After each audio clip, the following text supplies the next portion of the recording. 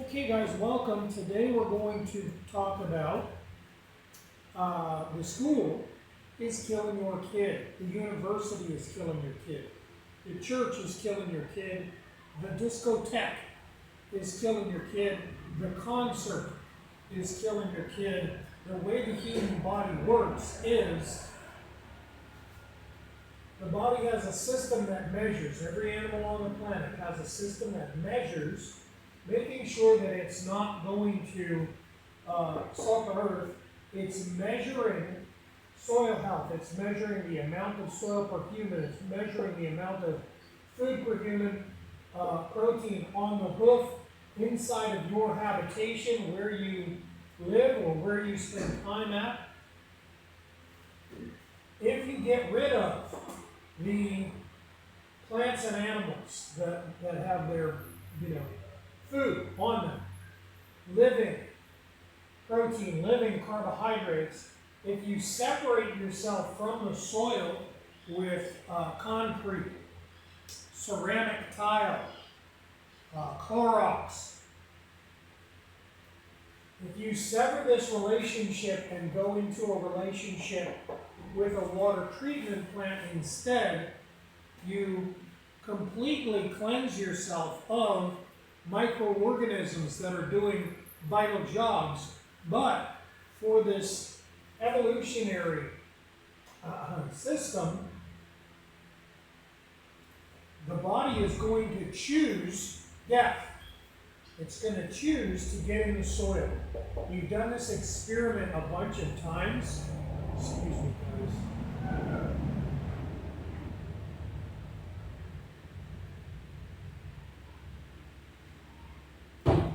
Excuse me. We've done this experiment a bunch of times with all sorts of species of animals. What we call this experiment, a famous time that we did this was Universe 25. What we did was put 8 mice into a habitation, and for the with unlimited food, unlimited water, an even climate. We've got heating and air conditioning, so it's always 70 degrees. We're not battling the heat. We're not battling the cold. There's no predators present. There's no disease present. And so by all means, it seems like this would be a paradise. And so this was called Mouse Paradise, Rat Utopia. In this experiment, these animals go for about a year, and then all of a sudden everybody turns homosexual. They just stop mating. They're uninterested in the opposite sex. We call this shunning mating opportunity. If this doesn't lower the amount of the species quick enough, then they're just going to start murdering each other. And if we don't ever get to sustainability again, if we never get to where there's soil health, they're going to kill themselves, kill each other to extinction in order to save the soil. Of course, in the experiment, there's no soil present. And so they can't hit sustainability. They're saying, hey, we no longer have microorganisms going in a circle. We no longer have our species' energies alive in the trees, in the animals. And so they're kind of lethargically going through the processes, making children for the first year, and then there's a snap, and the mothers are, if they actually mate, they're either abandoning the pups or they're attacking them, murdering them, and then we see genetic anomaly.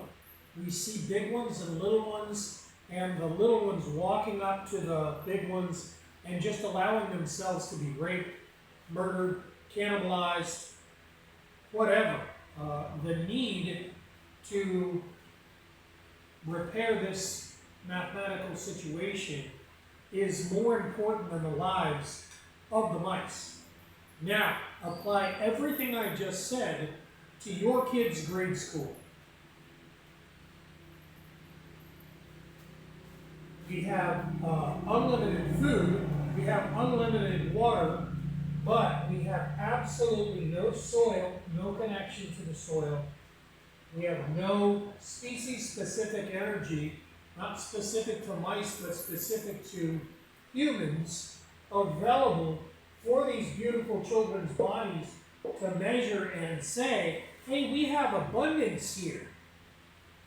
If we had enough energy here, these children's body wouldn't commit suicide.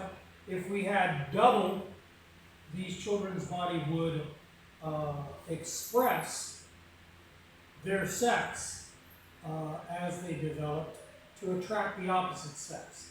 If we don't have an excess of energy to make more humans, then we're going to see a expression of the opposite sex in these children. We're going to see American girls going through puberty, but instead of expressing a male female body, they're going to express a male body. They're going to grow the no-ass love handle feature. The Miley Cyrus, the Carmen Diaz, where there's no butt, but there's this squishy, like infant butt, and then big masculine love handles to not attract the opposite sex, to maybe attract the same sex or just not attract sex at all. It's called shunning mating opportunity, but this would be a genetic shunning of the mating opportunities, but a forced thing. This isn't consensual. You didn't ask your kids permission. The school didn't ask the kids permission to do this to their bodies. We're then going to see big ones and little ones. Just like the mice, all of a sudden genetically, we're going to see a variance, a divergence. Everybody's going to be kind of, the same size for the most part, until we make this situation where we've taken the experiment in the house. Your home is killing this kid if there's no species-specific energy and no relationship to the soil. But what we're doing is exacerbating it.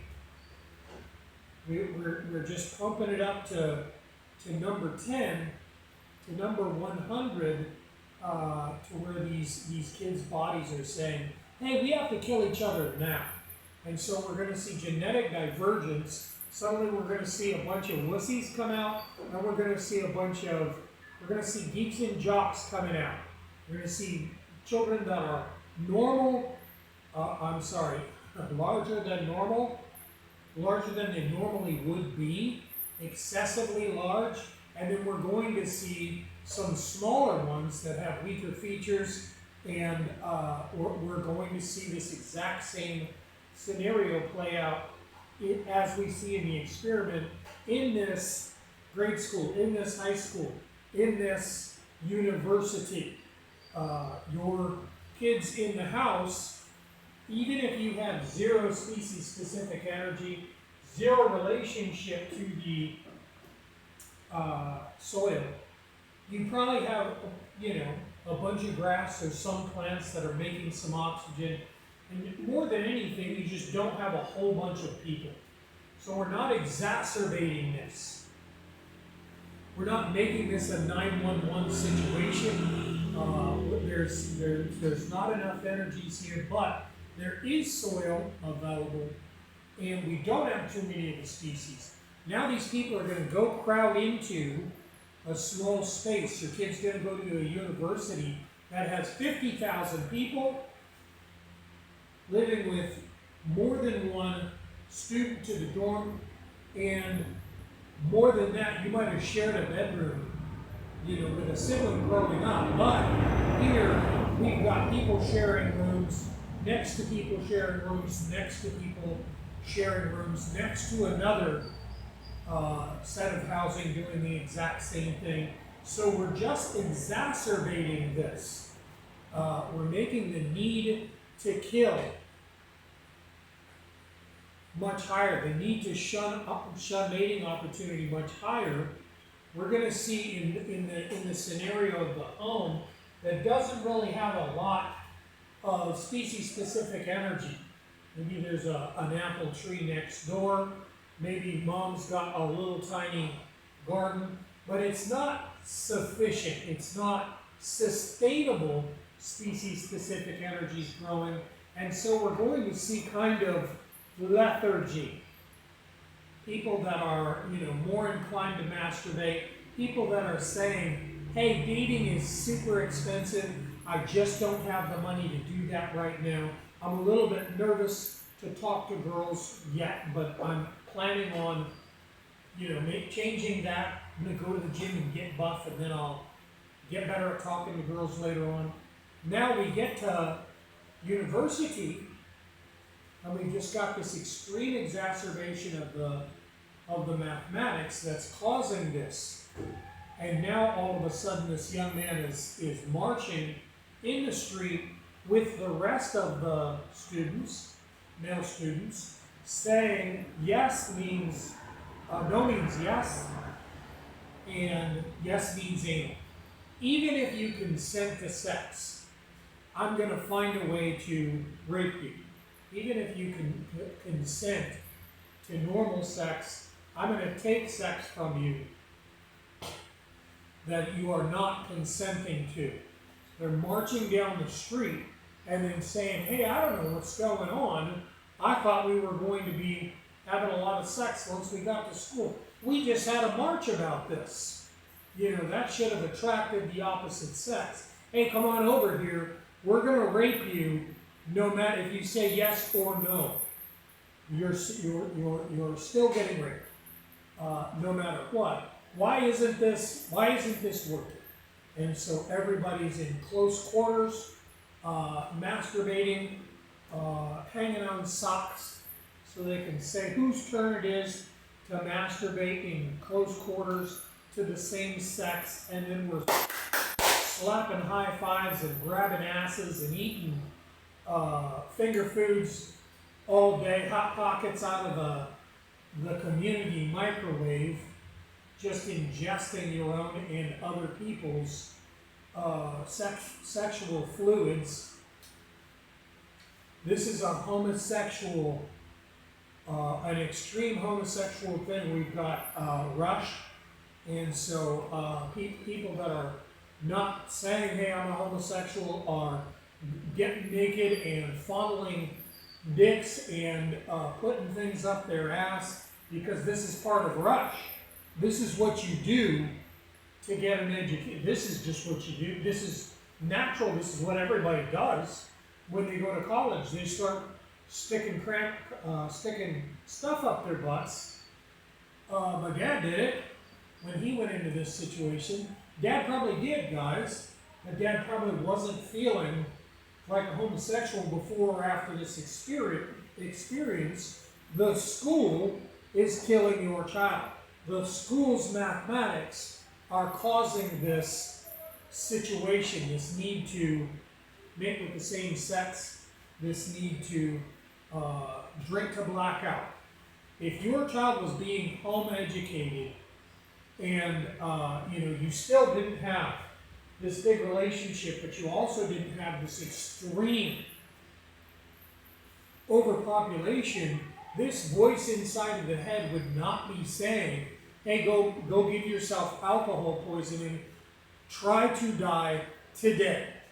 In the morning, have no recall of whether or not you caught AIDS, of whether or not you perpetrated a crime. Just try as hard as you can to die today. That's only happening because of the math of the university. I'm not shaming universities, I'm not shaming churches, I'm not shaming grade schools. However, I'm also not going to be silent because I'm scared of offending some PC person. We have to get past this. We have to have this conversation about education freely if we're going to make changes. We don't have to get rid of the schools. We don't have to get rid of the teachers. We don't have to get rid of the administrator or curriculum. All that's fine, but currently all of those are dead people because they're in the same building as your kids. Their body has also decided, I got to get in the soil. So you're going to see some weird-ass genetics popping out of your educators. You're going to see educators that are attracted to children predictably and consistently because the mathematics of the school with zero species-specific energy is causing the need for asexual sex, sex that doesn't produce more people, and the need to die. And so these kids wouldn't be picking on each other if we hadn't pumped the need to reduce the number of the species up to some crazy number. Changing the number of, students per teacher sounds like a great way to increase their ability to get this information. However, if these children weren't genetically becoming divergent, their inability to pay attention or receive information has very little to do with class size. Quite frankly, we could teach kids with robots if we cause their body to live again. However, I'm kind of suggesting initially we're kind of ramping down the American education system. There's just so much that is corrupt. There's constantly, it's not a certain area, constantly throughout the entire system, we're seeing corruption and crimes against children. Crimes against, perpetrated by the children as well as perpetrated by the administration. And so what I would suggest is get your kid out of there. It's legal pretty much everywhere since the pandemic to simply home educate, and then you would be responsible for growing these things. The state's going to offer the curriculum. The state's going to have testing. You're not leaving the system and creating morons. We've still got the entire curriculum and testing, standardized testing to see where your kid rates. But we're having people going to college that can't read or write, that can't do really basic math because of this. If we homeschool that kid, it's not that your wife is going to be a better educator, that your dad is going to be a better educator. That's a professional teacher. They should be better at this. However, if we fix the genetics, if we put the animals and the fruit trees and vegetable gardens in proximity to this child's body, this child is going to switch. The body's measurement system is going to switch and say, hey, we have the right to live life. We're not going to see genetic divergence. We're not going to see your kid either turn into some little tiny wussy that's allergic to everything, a body that's just trying to die. We're not going to see your child be some overweight, gigantic kid that's picking on everybody. But eventually, an adult is going to come in and even the score kind of a thing. Everybody's trying to die at the exact same time. We don't have a good person or a bad person. We want to say, hey, screw that bully guy, that's the bad one in the situation. This is a cooperative effort to murder ourselves until we get to sustainability. It's not a numbers game globally. Globally, we have too many people. However, America is sparsely populated for the most part. If we spread people out a little bit, and then just put these species-specific energies back, your body isn't measuring the earth.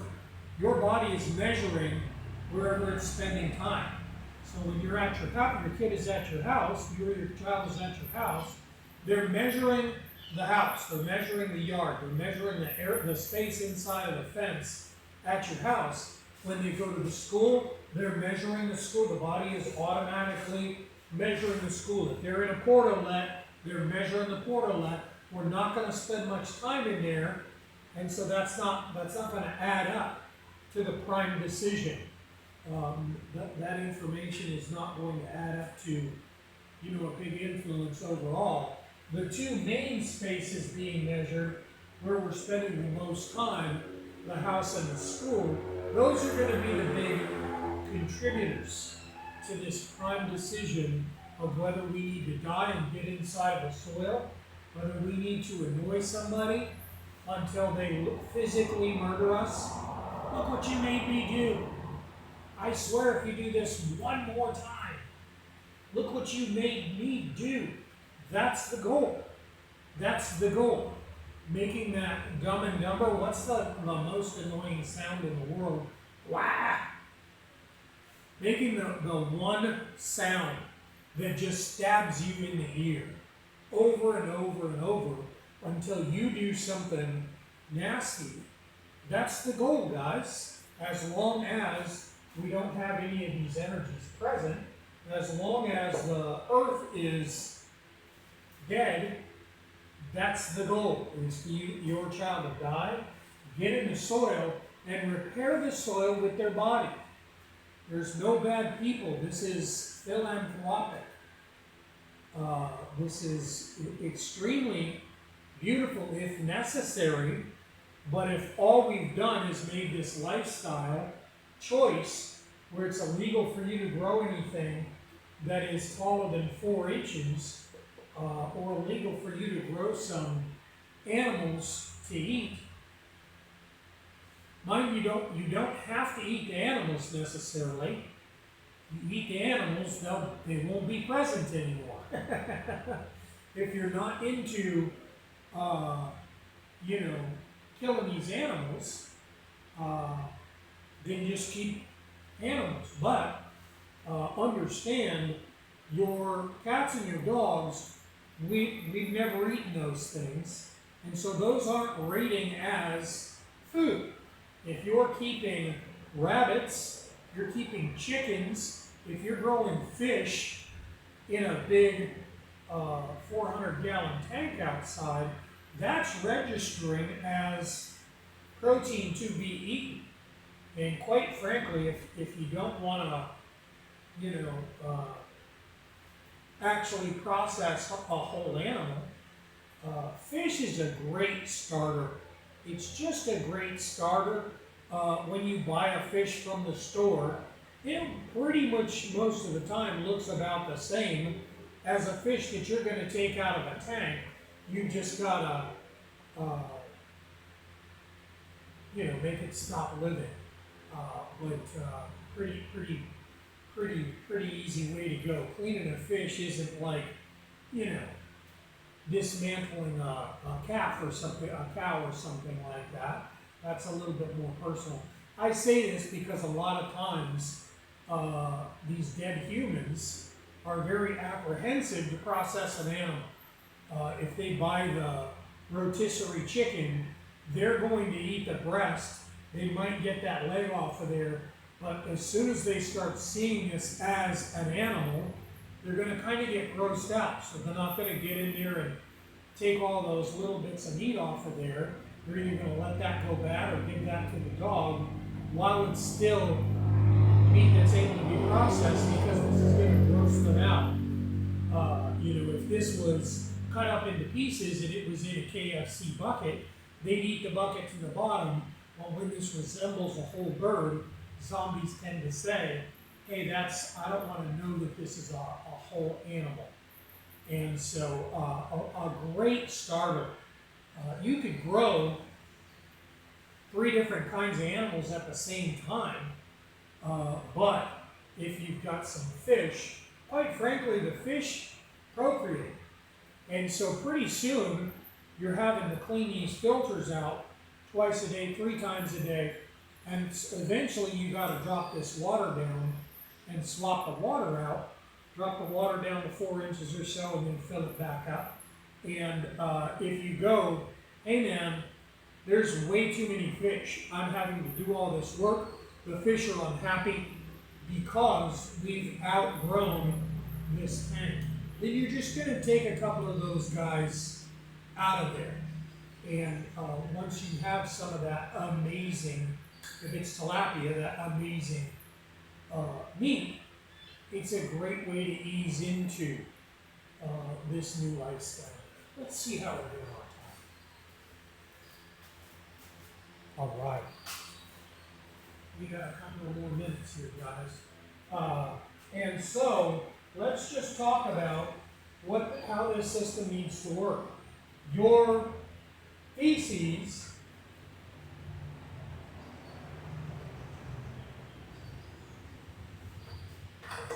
has to come out of you and go into the soil.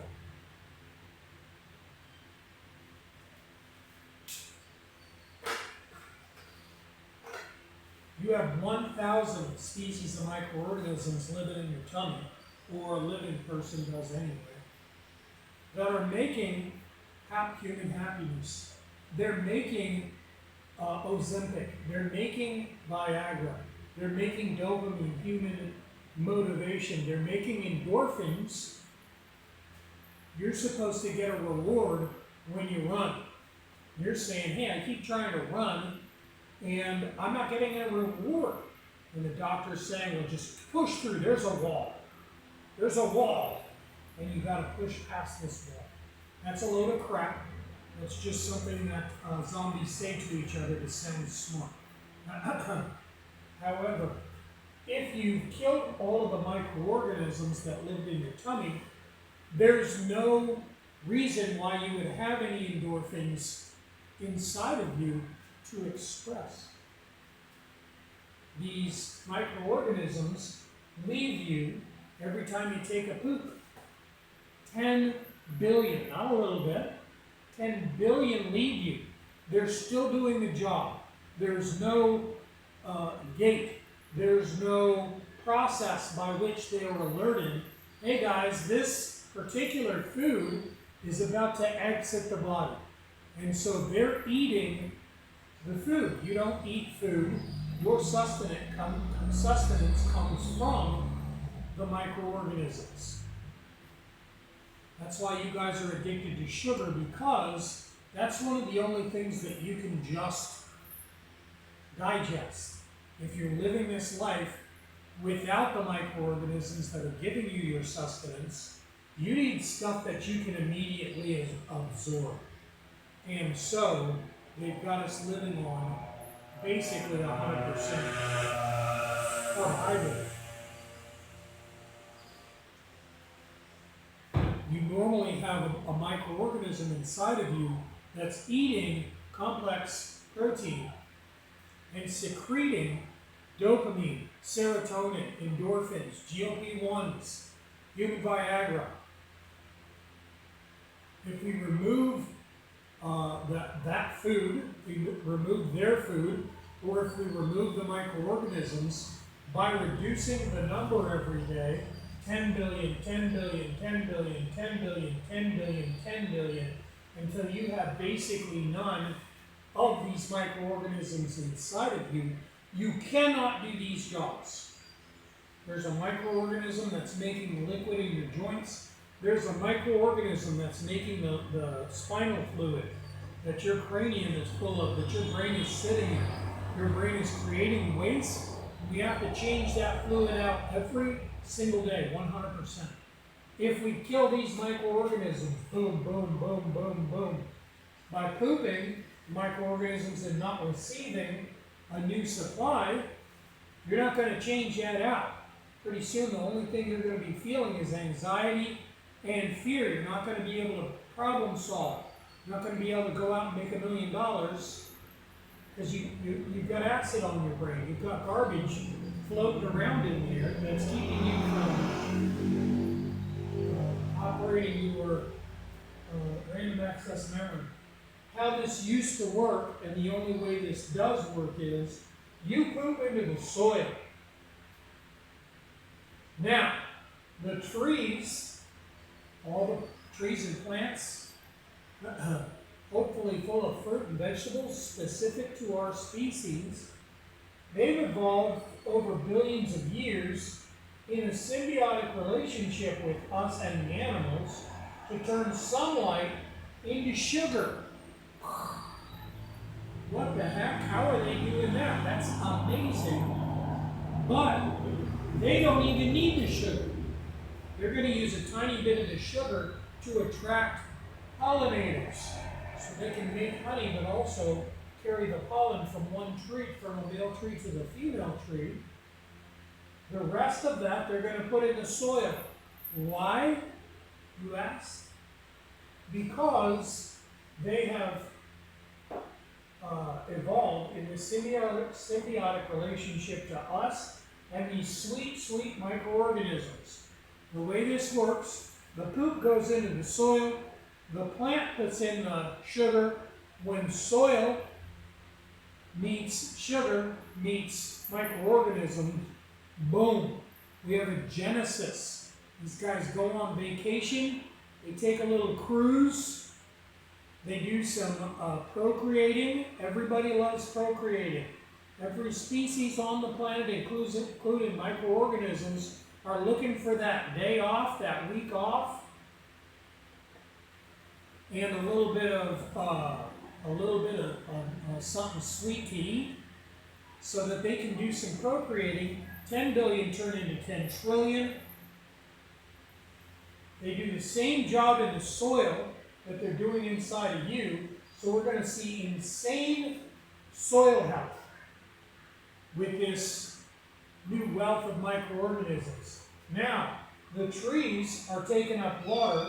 Your pee and poo have calcium, magnesium, nitrogen, phosphorus, protein, carbohydrates, everything that the soil needs, and everything that the tree needs.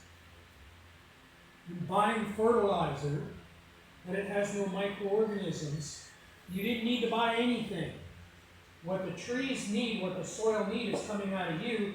Now, these guys are going to take up the water, the calcium, magnesium, phosphorus, nitrogen, protein, carbohydrate, and with it the microorganisms.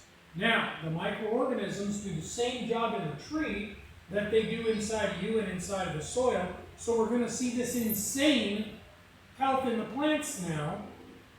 But the last step is in caring for the plants. You're going to receive your new supply of the microorganisms. This is called the human life cycle. Everybody's in a cycle with something. This is the only way that they can get these things back. When your puppy dog runs outside and says, "What? The yard? I gotta go investigate all this stuff." You're going, "Geez Louise, this dog is so dumb. He saw all of this stuff yesterday. Why is he blown away by this?" This is not an animal forgetting, and now he's excited to rediscover these things that he can't remember. He's being given dopamine by microorganisms in his tummy. Dopamine, human motivation, serotonin, endorphins, and pictures. He's going to be told by the microorganisms using the vagus system, vagus nerve, to go and investigate the tire first or the tree first, based on the microorganisms that we need to get their numbers up. So we're going to prioritize who we need the most and who we suspect, hypothesize, we're going to find in these different locations. All this is going to be controlled through that vagus nerve by the microorganisms that are taking account of their species. So he's on a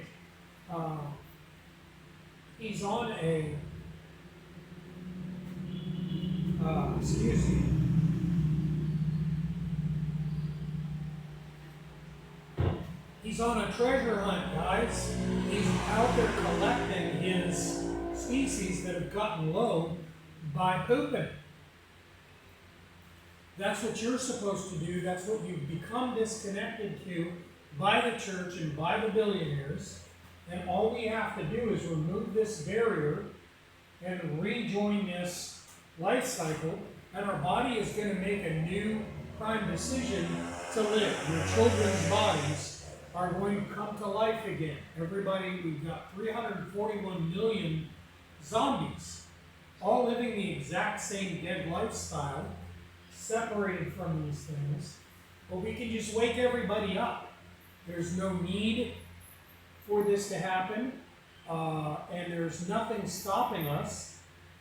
Ideally, right now you're saying, hey, we've got tens of thousands of these trees at the farm. That's good enough. It isn't, because your body is measuring your house, not the farm, but we don't need to go get those and bring them back. Plants are free.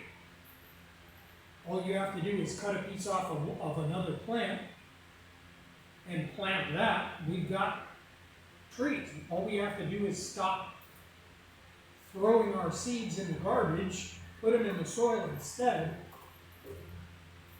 All this grows itself forever. It has for 1 billion years, and it will for 1 billion more, unless we let Monsanto finish what they're trying to do, which is make all human food plants on Earth seedless, so that even if they have seeds, the seed won't turn into a plant, and then they get to control our food. All we have to do is save the heritage seeds and grow this stuff at our house where our kids' bodies are measuring, and then it grows itself. The first time you have to do some effort. After that, perennials and annuals have a system of replanting themselves. One of them simply goes dormant through the winter. The other one dies, but it drops its seeds exactly where it was last year, and now the seeds grow up into a new plant. If you stop, cleaning all this stuff up, this is a closed loop. It's not something you need to introduce stuff. When you're out there raking up these leaves so that you can put all of that garbage into the landfill, you're murdering this. You cannot take anything out of this. The leaves have to go, the energy for the leaves came out of the soil. When they fall on the ground, they have to become the soil again. It has to go back into the soil. And so we're sort of stuck with a new style of gardening. We can't have ground covers and have this stuff get back into the soil.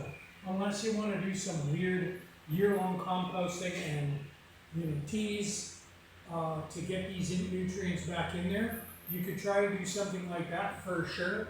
The way we did this, though, for the last 1 billion years was just to have an open soil, so that this stuff is falling down, and in a month those leaves are turning back into soil. Guys, that's what I got for you today.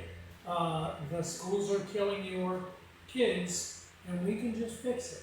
We can fix it at the schools, or we can fix it at your house, wherever we want to do it. Guys, you guys are super important to me. We'll do this again real soon.